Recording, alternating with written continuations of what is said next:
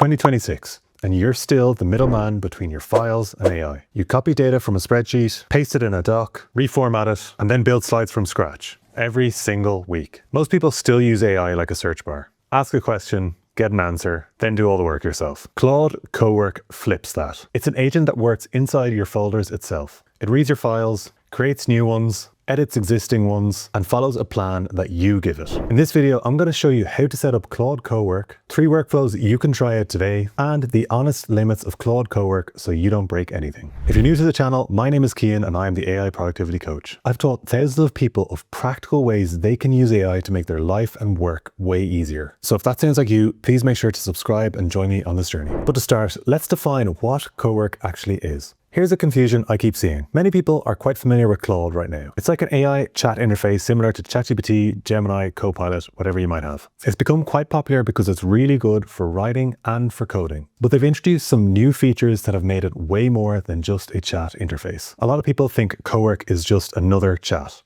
It's not. Chat is a conversation. You can upload files, and you can ask questions, and you essentially get text back. Cowork, on the other hand, is delegation. You point it at a local folder on your computer, and it can read, create, and edit real files. You give it a plan, and it'll follow it after you approve it step by step. Think of it this way. Chat gives you answers, Cowork gives you deliverables. These two things are worth separating, so hence why I'm distinguishing. You may have also heard of Claude Code. It's quite similar to Cowork and has similar features. However, it's more targeted at developers for developing software. Cowork is specifically targeted for a non-technical, non-software engineer role. Now, you can do non-software, non-technical things on Claude Code. However, Claude Cowork just seems more accessible for a lot more people. One more thing to note, Cowork is session-based. And by that, I mean, it doesn't remember things between sessions. Your continuity comes from your folder. Templates, naming rules, saved output, all these things that are in your folder are the only things that Claude Cowork is going to remember for now. Keep those clean and it gets better over time. So now let's get Claude Cowork set up for you. Setup takes a minute, but how you decide to set it up is the difference between it being very useful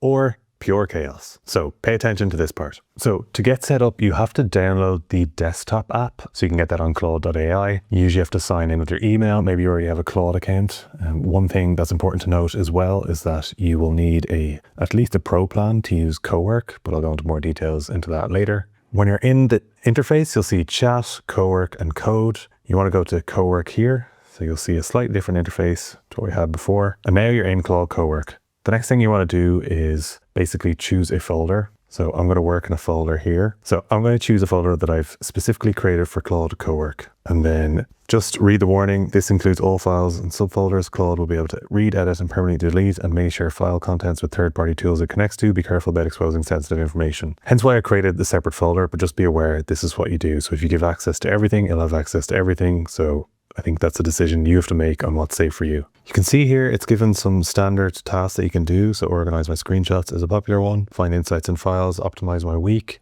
So the next thing you should do is just add some instructions in your settings. So I'm going to go up here to Claude and then go to settings. And then you can see here, there's a Cowork option. And so there's global instructions it has here. Basically, it's instructions here apply to all Cowork sessions. Use this for preferences, conventions, and contexts that Claude should always know. So I'm just including, I'm an AI productivity coach who shares content online, teaching people how to make their lives and work better using AI. Keep the tone grounded and practical and save outputs as a markdown file by default. So you could save that there. You can obviously add whatever ones you want as well. One quick tip is to drop a readme.md file into your folder. You can use Claude to help you create this. Claude will automatically read through this file every time. So this is a good way to put instructions that you want every single time when it uses this folder. Again, you can use Claude to help you create this. Just make sure you give the specific instructions that you want. As I mentioned earlier, you'll actually need a Claude plan to use Claude Cowork. So it's available on the Pro, Max, Team, or Enterprise plans. Currently, it's in research preview, so availability can vary. And right now it's running on Mac OS and Windows, and I'm on a Mac right now. Okay, now I'm going to move on to 3 different use cases that I have for Claude Cowork. You may have very different use cases, but I'm going to show you some of the things that Claude Cowork can do. And then you can apply that to your situation and try it out yourself. Starting off with workflow number 1, content engine. Here's the problem. You have transcripts scattered everywhere. You have a performance spreadsheet. You have a content calendar that's 2 weeks behind. And you're the one manually connecting all of it together. Here's what you do. So you point it at the folder, and then I'm going to say, scan last week's transcripts and performance.csv, suggest 3 new video ideas based on what performed best, and then update the Excel content calendar file, then draft 3 posts and save everything as markdown in exports. And then I'm going to hit let's go. So you can see now it's planning out the task. It's still starting up and working on it right now. It's going to give a list of the progress. So it's scanning through the transcripts right now. You see once it's done a task, it will cross it out. That was amazing. That was pretty much less than 2 minutes, and it's basically told me what it's done. So it's got performance insights into some of the videos that we've done, and then it's saved some files. So I can actually look at these files now. This is what it shows me, a preview here on the right of what it has created. And let me open this in Microsoft Excel. You can see here, I didn't have these in here before. And it's actually just added them in now. So you can see it's given me 3 new ideas here for videos. It's edited the file and saved it itself. See, you can see here, it's actually edited it at 21:23. These files were last saved around 12:16, so there's a difference. So without me having to do anything, I've gotten my Excel updated, it's gone through everything, made suggestions, and it's even given me 3 ideas for LinkedIn posts as well. And it created this doc here. That's delegation, not just suggestion. Moving on to workflow number 2, research and synthesis. So likely every team has this problem. There's information everywhere. One report is in one folder, notes are in another, there's a transcript in someone's Slack or Teams messages, our goals doc from a few months ago, that's somewhere. Cowork can turn a messy folder into a clean deliverable. Let me show you this in my Q1 planning folder. Okay, so I'm just gonna say synthesize everything in this Q1 planning folder, which again is in my Claude Cowork folder. Create a 3-page strategy brief. Compare progress against my goals.pdf. Include key insights, risks, and next steps. Save as an executive summary.md and an executive summary.doc in exports. So let's go. Again, it shows the progress that it's making and what it's doing, and it's giving you up-to-date explanations of what's going on while it's all happening. Okay, now that one took slightly longer, but still it was less than about 5 minutes. It's already created, based on all the messy docs, it's created the executive summary. You can see here,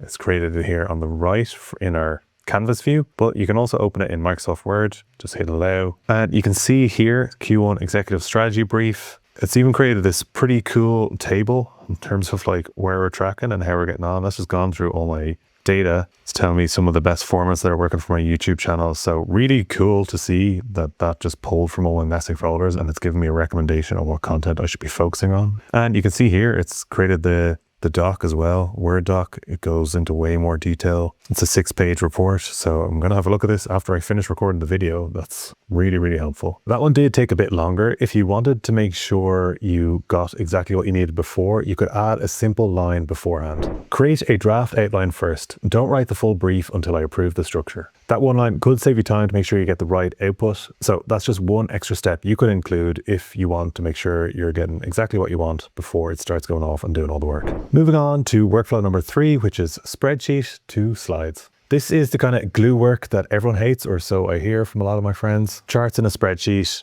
updates in a doc, slides that need rebuilding every single quarter. Here's what you can do. So for example, take the revenue charts from revenue.excel, build a 5-slide board update deck. Slide 1 can be a headline and KPI table. Slides 2 through 4 is 1 chart each with a single takeaway line. Slide 5, risks and next steps. And then save this as a board update.powerpoint in exports. And let's go. I really like how it shows exactly the prompt here, and it confirms the progress that you're doing. When you see the plan, you can always just ask it a question if you want. So you can reference this side. So for example, I could, in the board updates, like keep the language clear for the audience and cue that in. And as it's going through it, it will incorporate that feedback into what you're trying to do. Okay, so that took about 7 minutes, I would say. And so you can see it's gone through everything. You can look back at your progress. I do really like that it did a visual qualitative analysis, looking at images and inspecting it. So let's see what the final output is like. And see, again, it opens up in the canvas so you can have a quick view of it. And actually, that's pretty impressive. Like, it's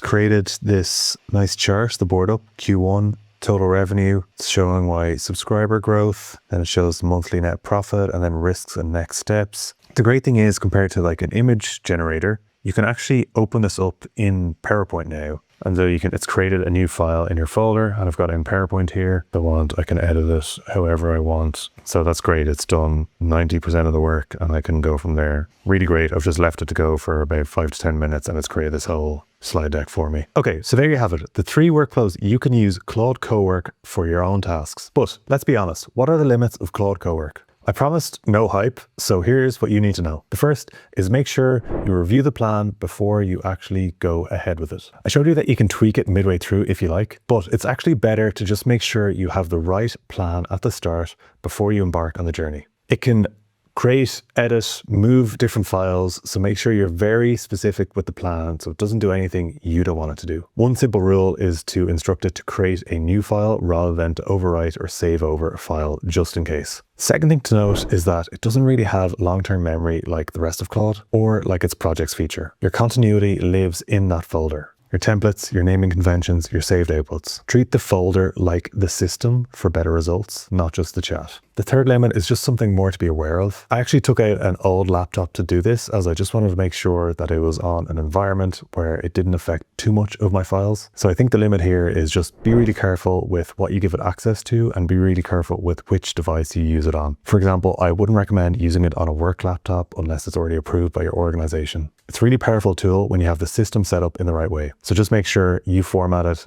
And one tip is save Cowork for real tasks that you want to get done. It's about multi-step execution, not a simple quick answer. So don't use it to ask something like, what is the weather like today? Use it for a task that you think would take more than 30 minutes. Cowork isn't about smarter answers. It's about finishing deliverables instead of just making suggestions. Point it at a folder, give it rules, approve the plan, and let the work start. I'd love to know, what are you thinking about using Claude Cowork for in your work? Please let me know in the comments below. And if you like this video, please make sure to subscribe and join me on this journey. I also have a weekly newsletter which you can subscribe to using the link in the description. I share weekly AI tips and tricks and want to make sure that you are able to use AI to make your life and work better. Otherwise, thank you for watching the video and I'll see you in the next one.